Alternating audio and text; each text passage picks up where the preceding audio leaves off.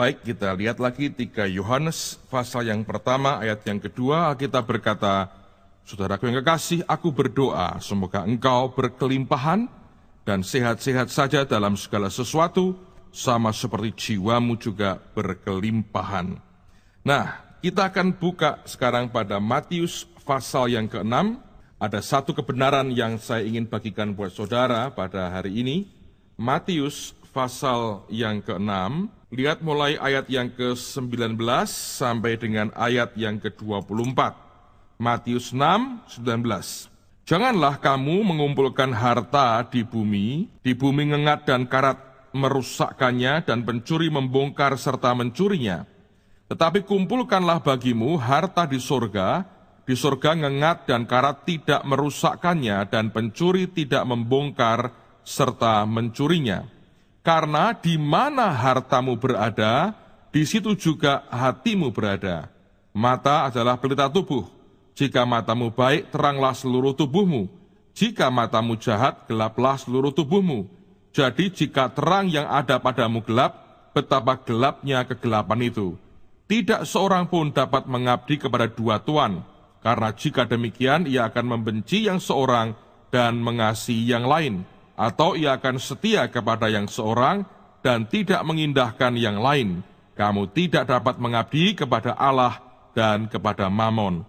Saya mau mengulang pada ayat yang ke-21, Alkitab mengatakan begini, karena di mana hartamu berada, di situ juga hatimu. Nah, saudara sekalian, ini faktor-faktor yang kita harus perhatikan. Ternyata kalau kita membaca di Alkitab, persembahan kita itu biasanya itu sejalan atau bersamaan diberikannya dengan dinaikkannya dengan doa-doa kita. Mengapa? Ayat 21 ini merupakan kuncinya. Nanti kita akan membuktikan dengan cukup banyak ayat, khususnya kita belajar hidup orang yang bernama Ayub.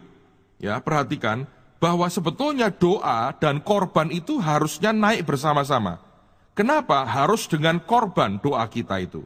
Oleh karena Alkitab berkata, di mana hartamu, di situ juga hatimu.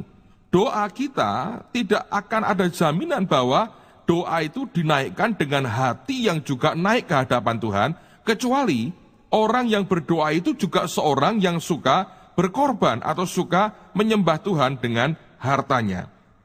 Coba lihat akan hidup orang yang bernama Ayub. Coba lihat bersama dengan saya dalam Ayub pasal yang pertama. Ini ayat membuka banyak hal yang indah sekali. Ayub pasal yang pertama, lihat pada ayat yang pertama sampai dengan ayat yang kelima. Saya bacakan supaya Anda mengerti akan konteksnya. Ayub pasal yang pertama, lihat mulai ayat yang pertama. Ada seorang laki-laki di tanah Uz bernama Ayub. Orang itu saleh dan jujur. Ia takut akan Allah dan menjauhi kejahatan. Ia mendapat 7 anak laki-laki dan 3 anak perempuan. Ia memiliki 7.000 ekor kambing domba, 3.000 ekor onta, 500 pasang lembu, 500 keledai betina dan budak-budak dalam jumlah yang sangat besar, sehingga orang itu adalah yang terkaya dari semua orang di sebelah timur. Anak-anaknya yang lelaki biasa mengadakan pesta di rumah mereka masing-masing menurut giliran, dan ketika saudara perempuan mereka diundang untuk makan dan minum bersama-sama mereka. Setiap kali apabila hari-hari pesta telah berlalu, Ayub memanggil mereka dan menguduskan mereka. Keesokan harinya, pagi-pagi bangunlah Ayub, lalu perhatikan, mempersembahkan korban bakaran sebanyak jumlah mereka sekalian. Sebab pikirnya, mungkin anak-anakku sudah berbuat dosa dan telah mengutuki Allah dalam hati. Demikianlah dilakukan Ayub senantiasa. Nah, perhatikan, yang dibuat Ayub senantiasa adalah tiap kali dia berdoa, minta pengudusan bagi anak-anaknya, selalu dia mempersembahkan korban bakaran kepada Allah. Nah, ternyata ini dilakukan Ayub senantiasa, dan rupanya inilah yang menyenangkan hati Tuhan, ketika Ayub selalu atau senantiasa menaikkan doa dan korbannya naik di depan Tuhan. Nah, ini juga kekuatan dari Ayub. Tuhan tahu, Ayub tahu, dan perhatikan, setan ternyata juga mengetahuinya. Nah, ayat 6 sampai dengan ayat yang ke-12 kalau Anda baca, dikisahkan bagaimana setan itu akhirnya diberi izin oleh Tuhan untuk membuat kerusakan dalam hidup orang yang bernama Ayub. Nah, ketika iblis atau setan akan merusak hidupnya, perhatikan apa yang pertama-tama dilakukannya. Lihat pada pasal yang pertama juga, ayat yang ke-13 mulai. Saya akan ajak Anda lihat, Ayub pasal pertama sekarang ayat yang ke-13. Dikatakan pada suatu hari ketika anak-anaknya yang laki dan yang perempuan makan-makan dan minum-minum anggur di rumah saudara mereka yang sulung, datanglah seorang pesuruh kepada Ayub dan berkata, sedang lembu sapi membajak dan keledai-keledai betina makan rumput di sebelahnya. Datanglah orang-orang Sheba menyerang dan merampasnya, serta memukul penjaganya dengan mata pedang. Hanya aku sendiri yang luput sehingga dapat memberitahukan hal itu kepada Tuhan. Sementara orang-orang itu berbicara, datanglah orang lain dan berkata, api telah menyambar dari langit dan membakar serta memakan habis kambing domba dan penjaga-penjaga. Hanya aku sendiri yang luput sehingga dapat memberitahukan hal itu kepada Tuhan. Nah, berhenti dulu. Perhatikan saudara sekalian, ketika iblis mulai membuat kerusakan, hal yang pertama diambilnya adalah hewan-hewan korban, lembu, sapi, dan juga kambing domba. Dua-duanya merupakan hewan korban.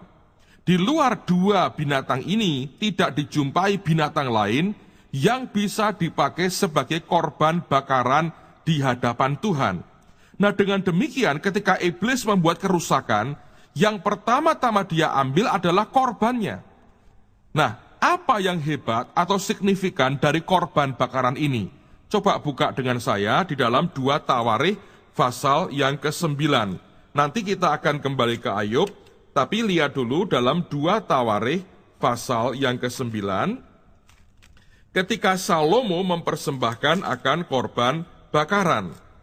Dikatakan ayat yang keempat, Anda di rumah baca mulai ayat yang pertama, tapi saya akan baca mulai ayat yang keempat, dikatakan, ketika Ratu, ayat 3 maaf, ketika Ratu negeri Sheba melihat hikmat Salomo dan rumah yang telah didirikannya, makanan di mejanya, cara duduk pegawai-pegawainya, cara pelayan-pelayannya melayani dan berpakaian, juru-juru minumannya dan pakaian mereka, dan perhatikan, korban bakaran yang biasa dipersembahkannya di rumah Tuhan, maka tercenganglah ratu itu. Nah, terjemahan yang benar dari korban bakaran itu aneh. Dikatakan merupakan his stairway by which he went up to the house of the Lord. Itu merupakan tangga untuk Salomo itu naik atau masuk ke rumah Tuhan. Jadi korban bakaran itu dalam konteks perjanjian lama bukan sekedar korban bakaran, tetapi itu merupakan sesuatu atau tangga yang dengan tangga itu Salomo atau siapapun yang memberikan korban bakaran itu akan naik ke rumah Tuhan dan mendekat kepada Allahnya. Nah, inilah yang tidak atau jarang diperhatikan oleh manusia. Karena itu, ketika kita mengerti bahwa Ayub ketika akan dihabisin oleh setan, maka kita mengerti bahwa yang pertama-tama dibuat atau diambil oleh setan adalah korban bakarannya. Karena ternyata korban bakaran itu sesuatu yang membuat kita mendekat kepada Allah. Nah, perhatikan pada Kejadian pasal 8 misalnya, ayat yang ke-20 dan 21. Lalu Nuh mendirikan mezbah bagi Tuhan. Dari segala binatang yang tidak haram dan dari segala burung-burung yang tidak haram, diambilnyalah beberapa ekor. Lalu mempersembahkan korban bakaran di atas mezbah itu. Ketika Tuhan mencium persembahan yang harum itu, perhatikan, berfirmanlah Tuhan dalam hatinya, aku tak akan mengutuk bumi ini lagi karena manusia, sekalipun yang ditimbulkan hatinya adalah jahat dari sejak kecilnya. Dan aku takkan membinasakan lagi segala yang hidup seperti yang telah kulakukan. Nah, perhatikan. Jadi korban bakaran itu punya makna yang sangat penting sekali. Dalam hal ini merupakan tangga untuk mendekat kepada Allah. Begitu Ayub kehilangan akan korban bakarannya, maka yang lain pun akhirnya berguguran. Balik ke Ayub pasal pertama, ayat yang ke-17. Sementara orang itu berbicara, datanglah orang lain dan berkata, orang-orang Kasdim membentuk 3 pasukan, lalu menyerbu unta-unta dan merampasnya, serta memukul penjaganya dengan mata pedang. Hanya aku sendiri yang luput sehingga dapat memberitahukan hal itu kepada Tuhan. Lihat, ketika korban bakarannya, kedekatannya dengan Tuhan itu mulai hilang, maka kekayaan yang lain juga akhirnya musnah. 18. Sementara orang itu berbicara, datanglah orang lain dan berkata, anak-anak Tuhan yang lelaki dan yang perempuan sedang makan-makan dan minum anggur di rumah saudara mereka yang sulung. Maka tiba-tiba angin ribut bertiup dari seberang padang gurun, rumah itu dilandanya pada 4 penjurunya, dan roboh menimpa orang-orang muda itu, sehingga mereka mati. Hanya aku sendiri yang luput, sehingga dapat memberitahukan hal itu kepada Tuhan. Setelah hartanya, anak-anaknya dihabisin semua. Awalnya dari mana? Ketika setan berhasil merampas korban bakarannya. Itu merupakan awal dari keruntuhan yang lain. Waktu korbannya hilang, kekayaannya hilang, anak-anaknya mati. Pasal 2 ayat yang ke-7. Belum puas sampai di situ, iblis berbuat sesuatu yang lain. Pasal 2 ayat yang ke-7, Alkitab berkata begini, kemudian iblis pergi dari hadapan Tuhan, lalu ditimpanya Ayub dengan barah yang busuk dari telapak kakinya sampai ke batu kepalanya. Lalu Ayub mengambil sekeping beling untuk menggaruk-garuk badannya sambil duduk di tengah-tengah abu. Lihat, ketika kekayaannya ludes, anak-anaknya habis, mati semua. Kemudian fisiknya juga kena. Begitu mengerikan. Dan yang paling terakhir yang merupakan pukulan telak, ayat 9 dikatakan, maka berkatalah istrinya kepadanya, masih bertekunkah engkau dalam kesalehanmu? Kutukilah Allahmu dan matilah. Ngeri sekali apa yang terjadi dengan orang yang bernama Ayub ini. Dari mana asalnya? Ketika setan berhasil mengambil akan penyembahannya. Nah, sekarang kita lihat bagaimana Ayub dipulihkan. Ayub dipulihkan juga ketika korbannya juga dipulihkan. Ayub pasal yang ke-42, Ayub 42, perhatikan mulai ayat yang ke-7, bagaimana awal daripada pemulihan yang dialami oleh Ayub. Ayub 42, ayat yang ke-7. Setelah Ayub mengucapkan firman itu kepada, setelah Tuhan mengucapkan firman itu kepada Ayub, maka firman Tuhan kepada Elifas orang Teman, murkaku menyala terhadap engkau dan terhadap kedua sahabatmu, karena kamu tidak berkata benar tentang aku seperti hambaku Ayub. Oleh sebab itu, ambillah 7 ekor lembu jantan dan 7 ekor domba jantan, dan pergilah kepada hambaku Ayub. Lalu persembahkanlah semuanya itu sebagai korban bakaran untuk dirimu, dan baiklah hambaku Ayub meminta doa untuk kamu, karena hanya permintaannya lah yang akan kuterima, supaya aku tidak melakukan aniaya terhadap engkamu, sebab kamu tidak berkata benar tentang aku seperti hambaku Ayub. Perhatikan saudara sekalian, Tuhan rindu sekali mendengar lagi doanya Ayub, tapi doa itu tidak hanya sekedar doa, harus dibarengin dengan sacrifice, dengan korban, dinaikkan lagi di hadapan Tuhan.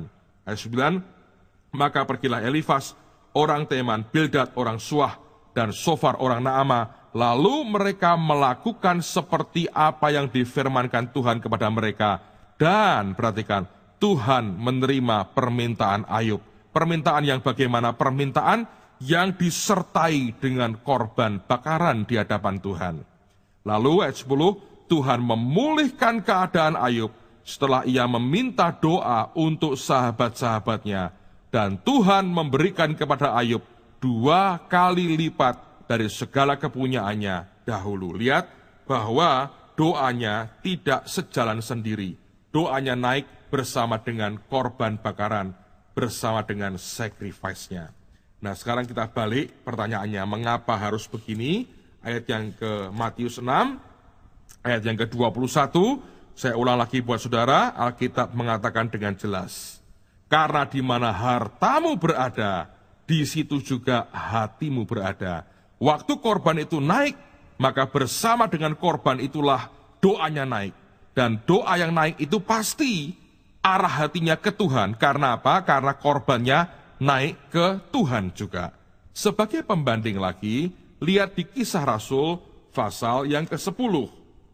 Kisah Rasul pasal yang ke-10. Perhatikan pada ayat yang ke-4 misalnya. Nah, saya mungkin akan baca ayat yang pertama dulu supaya Anda tahu akan konteksnya. Kisah 10, lihat ayat yang pertama. Di Kaisaria ada seorang yang bernama Cornelius, seorang perwira pasukan yang disebut pasukan Italia. Ia saleh, ia serta seisi rumahnya takut akan Allah, dan ia memberi banyak sedekah kepada umat Yahudi dan senantiasa berdoa kepada Allah. Perhatikan saudara sekalian, dikatakan ia takut akan Allah dan dia saleh. Lalu kemudian dalam urusan dengan Tuhan dijelaskan ia memberi banyak sedekah dan senantiasa berdoa. Lihat, korban dan doa naik bersama-sama. Ayat 3. Dalam suatu penglihatan kira-kira jam 3 petang, jelas tampak kepadanya seorang malaikat Allah masuk ke rumahnya dan berkata kepadanya, Cornelius.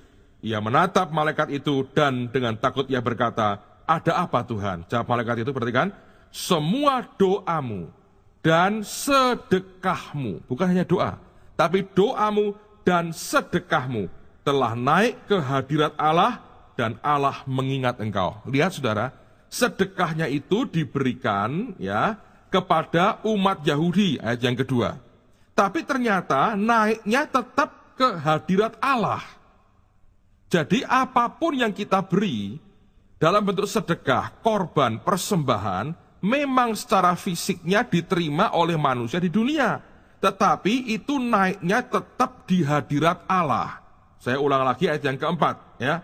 Maaf, ayat yang kedua dulu. Perhatikan, ia saleh, ia serta seisi rumahnya takut akan Allah, dan ia memberi sedekah kepada umat Yahudi dan senantiasa berdoa kepada Allah. Jadi sedekahnya kepada umat Yahudi, doanya kepada Allah. Tapi ayat yang keempat, malaikat berkata, semua doamu dan sedekahmu. Jadi tidak ada doa dan sedekah yang tidak diperhatikan Tuhan.